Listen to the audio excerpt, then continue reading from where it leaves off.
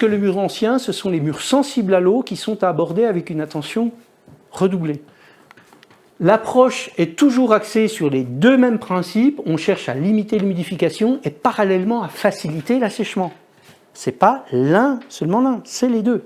Parce qu'on ne sait pas empêcher de manière définitive et durable dans le temps l'humidification des parois de nos bâtiments. Pour les murs sensibles qui risqueraient de se charger en eau dans le temps, il existe deux types d'isolation potentiellement adaptés, la double cloison et l'isolation capillaire. Chacun a sa logique propre, et j'arrive moi plutôt à la conclusion, si chaque type de construction a sa logique propre, les techniques conçues pour le bâti contemporain ne sont pas forcément adaptées au bâti traditionnel.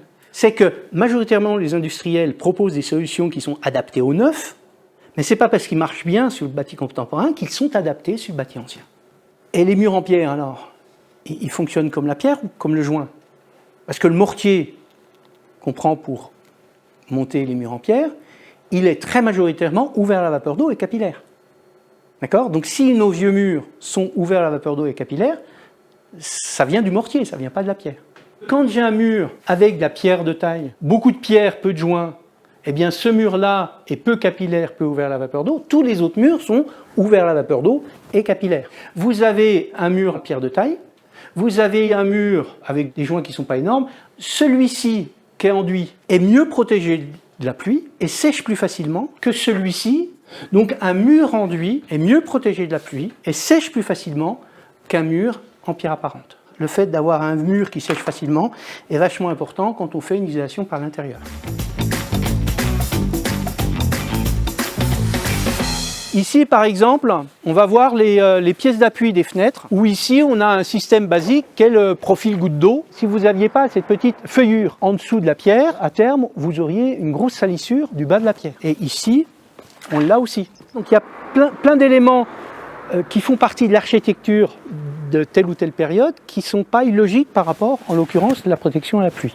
Ce petit lavoir prend la flotte. Et on va voir à l'intérieur que le lavoir, il souffre. Donc la volige est en train de moisir. Ça découline là, s'ils le refont vite, ils peuvent rattraper le coup sans doute.